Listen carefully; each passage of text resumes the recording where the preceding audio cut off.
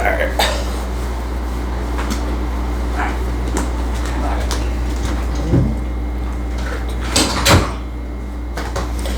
right, so who do I have the pleasure of meeting today? Paul Mubenga, redshirt sophomore, offensive lineman at LSU. Sweet. So you started off in Buford High School? Yes, started at Buford High School. My freshman year actually was my first year playing football, and from there on, just everything took care of itself. My junior year is when my recruiting process started, and I made my decision to go to LSU, and from there, it's been a journey. Wow, that is awesome. And not just any program. You go into LSU, one of the power, like they're competing for a championship every year and producing NFL players every year. Yes. So you're a part of that program. That's awesome. Yes, it is. It's very exciting to say the least. And I just, like you say, they compete for something every day, every year. So it's just like, it's exciting to be a part of that, to be able to grind with my brothers and just go to war with them. So I'd say that. And what's even more impressive is that you said playing football for the first time as a freshman. Freshman in high school. It's the first time I ever took steps on the football field. That's because of my head coach, the head coach there right now, Brian Hapling. He saw me one time and told me to just give it a try. And ever since then, been stuck with it. So. Wow, that's awesome because, I mean, that is awesome because you got some people been playing it pretty much their whole life and then not even go nowhere with it. Yeah, it's a blessing, I'd say that, and just to take it as far as I've gone so far, I'd say it's definitely something. At first I couldn't imagine of it, but now it's like, now that it's become a reality, it's still shocking. But yeah, because even the college level is pretty much pro level, especially in the SEC. Yes, especially in the SEC, like you say, everything is just getting ready for the next level, and you playing against people that, quite frankly, you played against on Sunday once you get to the league. So every day it's a competition, not only against yourself, but you also got to prove everybody that you're the best in the country, you're the best at your position. So, and the SEC is brutal, I'd say that, but it's worthwhile, I'd say. Oh yeah, I mean, because just this past draft, number 66, he went in the first round to the Patriots, I believe. Yes, Will Campbell. I had an honor and privilege to play next to him, get to learn from him, and I mean, it was unreal. One day you play with him next to him during the games, and then another day he's drafted 4 to the Patriots. So it's like seeing the work you put in, how hard you work, definitely inspiring. Yeah, I mean, literally, y'all are producing pros left and right. Do you have a favorite receiver? Because it's like y'all dominating the NFL. Like with my guy is Chase. Yeah. And then you got the guy in Minnesota that's dominating. Yes. Do you have like a Pacific LSU alumni that you're a fan of? Personally, just from last year being, not even last year, 2 years ago from my freshman year until now, being able to see how Malik Neighbors was working, BT was working, Jaden Daniels, just being able to see that and experience that firsthand. You always heard about, these guys were great, these guys did such and such, but being able to see them in person, see them come in the building early, put in the work, that's something very admirable. And just looking at that, those are the 3 people I look at, and I'm like, being able to experience that with them is definitely something I'll forever be grateful and remember. Oh, that's awesome because I'm a Falcons fan. Yes. But low key, I just love the game of football. But Jaden Daniels, you just mentioned, I mean, I think he's light years ahead of anybody. You know what I'm saying? Yes. And he just was a rookie, and then he took his team all the way to the championship game. Yes. And I mean, the work reflects. Seeing him every day when you come in the building, before he even got drafted, you could see him there at 5 o'clock. Everything that he's doing right now, he's been doing since college. And sometimes for a lot of college kids, it feels like it's a lot, but the work pays off, as you can tell.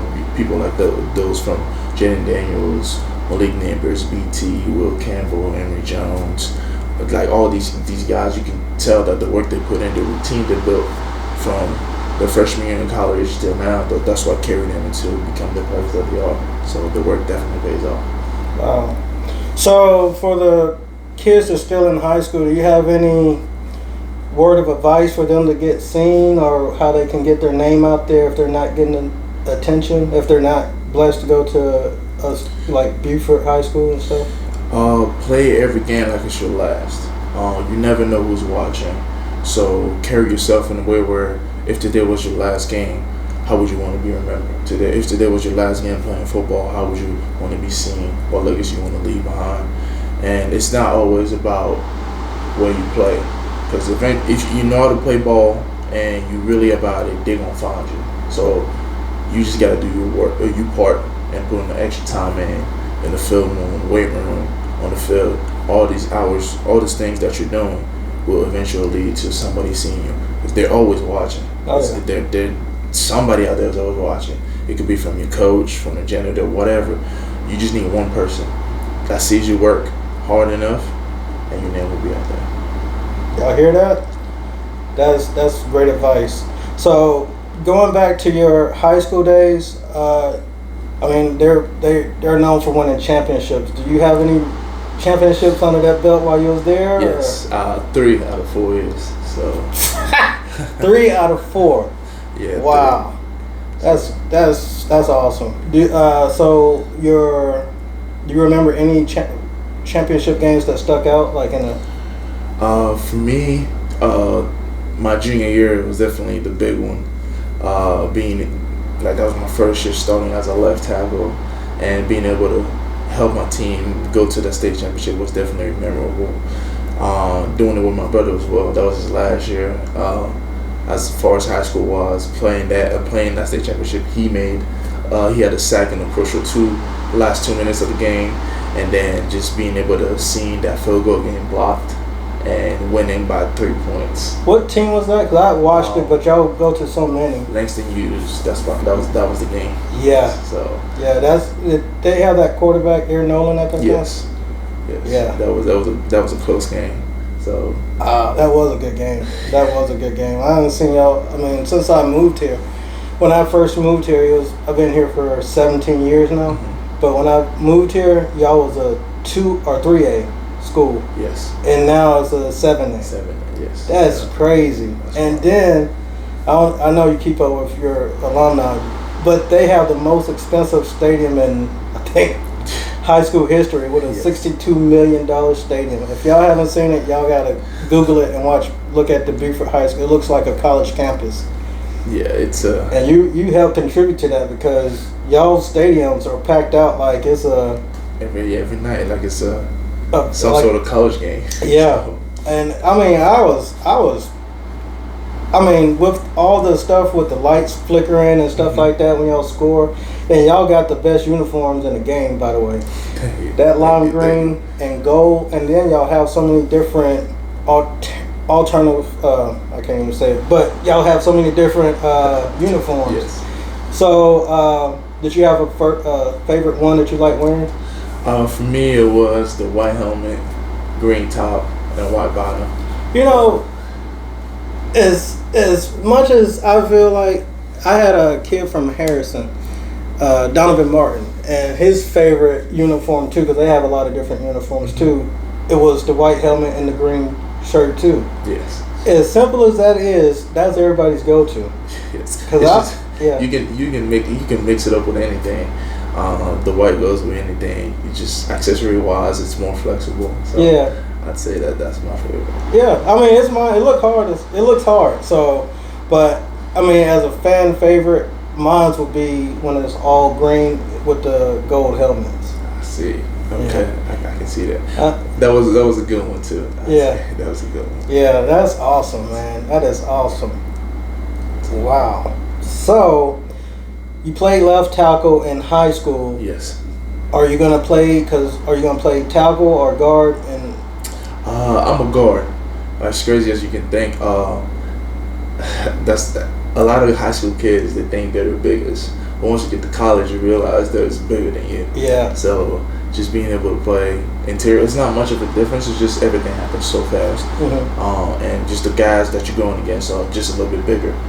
But I personally think, beside that, the tackles in college definitely have the hardest job, because those guys on the edge, they're not only long, but they run 4.4, 4.5. Oh yeah. And you got to be able to get out at 320 some pounds, you got to be able to get out of your stance and block them. So you have to be very athletic for that. Not to say that, you know, I can't do it, but as far as how I am right now, how tall I am, and my physical abilities, it will be hard. So definitely moving inside has given me a lot of flexibility, position flexibility, being able to play center, left guard, right guard. So definitely something that I never thought about until I got to college. So, right. Yeah. Wow. I mean, to me, I feel like the offensive guards will be. I mean, I know the tackles get all the spotlight for the offensive line, but to me, I think the offensive guards and centers is probably more important because, like, the defensive tackles these days are just as good, like the Aaron Donalds in the world, and they're closer to the quarterback than the outside, the pass rushers on the edge. You know what I'm saying? So all it takes is like a cock diesel dude to bull rush, and he's right there at the quarterback. Or they could just push you into the quarterback. So offensive guards is a tough position. It is tough, but that's where, you know, when you don't think about it, a lot of people make their money there as well. So it's just the more you're able to do, the better it is. That's what I'd say. And I've had the chance enough to be in a program where they put me in different positions to be able to learn and apply myself and just build something for myself. So sweet. Do you have any NFL players besides from LSU that you look up to that's in that position? Well, not necessarily, because now, you know, I had just being able to learn from Miles Frazier, who just got drafted by the Detroit Lions, and Garrett Dellinger. Just having those guys, I learned from them, and as far as the game goes. But I do believe before all this, before I even got to college and learned for myself, definitely Quint Nelson was definitely the one guard I was looking at. Oh wow! As far as looking at the style of play, how aggressive he is, and all. So definitely that. But other than that, just still trying to find my way. Trying to see like where I can take my game before I can even compare to anybody else. Do you have I'm pretty sure you want to show your athleticism. So do you like when they pull the guard and you get to be one-on-one with the outside linebacker or whoever, or inside linebacker? Yes, it's a free shot. Definitely something I had to learn how to do. Coming from high school, never played guard before, and then got thrown into it, and I started to grow fond of it. I'd say just being able to just have this kill shot. It's just one kill shot, one kill mindset. And once you get there, it's just, you know it's gonna hurt, but the feeling that you get from making that block and you see the running back run behind you after having a kicking out the end or the linebacker, that's definitely the greatest feeling. Oh yeah, it is. I mean, I'm a student of the game. I can't play it at all to be on that level that you are in. So, but I just love the game. But yeah, I felt like that would be one of your moves that you like to do, because just pull around and just pop. Boom, just collision right there. Just, I mean, you're going to win some, you're going to lose some, but just being able to do that, knowing that, okay, this play, this is all I have to do, all your effort into that, is definitely a great feeling. Heck yeah. So, do you remember when you started getting offers and stuff? Yes. My junior year, I went the first half of the season, nothing. And then to myself, I was like, you know, this football is fun and all, but since I have nothing, trying to see different things, different options. And I remember my week 7 of my junior year, I think it was on Thursday, trying to get ready for, actually on Wednesday, trying to get ready for the game. My coach comes up to me and is like, hey, you got your first offer from FAU. I was like, wow. Who was that again? Florida Atlantic University. Yes. So I got that, and I was like, wow, it's really getting started. And from there, like every week, a coach came out. And the crazy part is, it took a while, but it all started because of that first scrimmage we had against Cedar Grove. That's a powerhouse. Yes. Yeah. So, and at the time, I didn't know anything, but I went against Christian Miller, the number 52 from Georgia. Wow. So I somehow did good enough where my name was out there, and I didn't know much of it. So that's why I said, you never know who's watching. So you always got to play like it's your last game. So y'all because of the Metro of Atlanta, y'all playing SEC caliber every weekend. Yes. Or every Friday, pretty much, because somebody's getting recruited for some Power 5 just like yourself. Yes. That's crazy. That is crazy. And I mean, that's awesome too. Like, dang, because y'all walked away with more wins than y'all did losses. True. That's, man. If y'all don't know Buford High School, if y'all from anywhere, y'all must look at the highlight tapes on YouTube or something, because it's worth the watch. They producing NFL calibers every year. Every year they're producing calibers like that. Man, oh man. So this year y'all have a Heisman candidate with the quarterback. Mm-hmm. Is there any pressure of protecting this guy, or y'all just used to it? I mean, it's LSU. Yeah. Every night, every Saturday night, it's the pressure. It's never again too small in Baton Rouge. So, but having a quarterback like that just pushes us even more.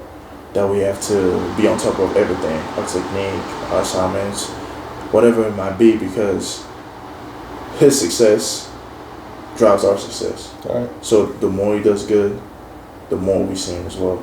And our goal is to just being able to put him in a position where he can get drafted, and all the eyes are going to be on him. So our mindset is protect him at all costs, and whatever it takes, scratch, bite, crawl, whatever it might be, we're going to protect him, because we already know what he's capable of doing. Who are we to hinder that? And who are we to stop him from achieving his goal? As we know, like, the more he's doing, the better he's doing, the better the whole team is doing. Because the quarterback is seen as the guy of the team. So having that success will definitely not only benefit him, but benefit everybody on the team. So definitely that's our mindset. And it's not a pressure. It's just an expectation. It's a standard that's been set. It was done for Joe Burrow. It was done for Jayden Daniels. It's going to be done for Nussmeier as well. I mean, you naming some big name players, and you're gonna. Hey, so do you look forward to going to the next level, or you just want to take day by day, enjoy the college life, or do you already? Are you? That's the goal. That's always the goal. It's always been a goal of mine. But I know it's up to me to put the work. It's up to me to put my name out there. And it starts with week 0 against Clemson. Mm-hmm. Doing the best defense in the United States. How we do that game is going to set the tone. Nussmeier already talked about it. We've had some issues about week 1 situation, but we're aware of that. So what we do is going to be a determining factor of where we're going to stand at. And that's just what it is. Let's not lie to ourselves. That's just what it is. So you're playing against a team that's known for Death Valley, and then you also play at a team that's called Death Valley. Who is the real Death Valley? You already know it's LSU. So that's just one of those things where it's a rivalry, and it's going to be a great game. It's going to be a war till the last minute on that clock goes down. So it's just a matter of who wants it more. So, and there is no hiding. There is no crawling away. When we're in that stadium playing against not only them, but 90,000 people that are just screaming at us and wishing us the worst. That's just what it is. That's why you rub into your brother and you're like, okay, we're going to war. Like, we're going to fight. And that's just what it is.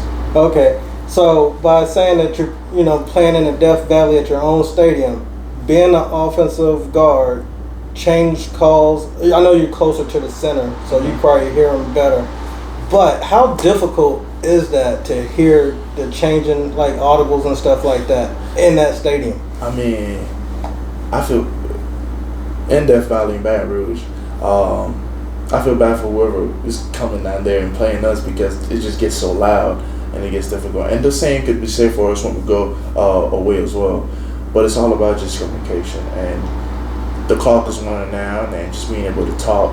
And that's why we put so much work during the week, just to know, like, okay, if we don't have time, just go to your rules. Like, every player has its own rules, own conditions. So rely back to that, and you'll never be wrong. And even if you make a mistake, full speed. So the communication is going to be there, and we're going to practice throughout the week. And it's never going to be the same. But the more you practice, the better you're going to get at. And the way you practice is how you play. So if we can manage it during practice, that's how we're going to play as well. So that's how I see it. Well, you know what, you just gave me, and I thought I knew the game, But you just gave me some inside secrets because you said just fall back to, I guess the basics basically. Yes. And I mean, I ain't never heard that, and that's perfect because that's great. I mean, because you're telling people the knowledge, especially from that position. The offensive line to me is the most important piece of the game because if y'all not clicking, like gelling and having that communication, it's not gonna go well for the offense. So I mean, offense, yeah, that's some good stuff. Good stuff. Wow. Do you have a defensive person that's on your team now that's kind of a headache to go with or to go against? I mean, everybody already know Earl Perkins. Yeah. It's like, I mean, it's just, unfortunately, he had that ACL injury last year, but he's coming back better than before. Yeah. It's coming for it all. So yeah, just having somebody like that is definitely is an NFL caliber type of player going against that every day. And same could be said with Wheat Whips, and having those two at the linebacker core going against them is just like, okay, they're gonna give you their best every play. It doesn't matter if it's practice, if it's game, so you have to do the same thing. Otherwise, you're gonna lose. So that's definitely something that when you go into practice, it's very challenging, but it's also worthwhile, I'd say. And I enjoy every bit of it. Oh yeah, I mean, because I think he's gonna be. I'm pretty sure he's gonna be a Buckets Award winner, and that's number 4. Or is he changing? Number 7. Yeah, because they changed. So what's up with tell the people what I'm pretty sure they know.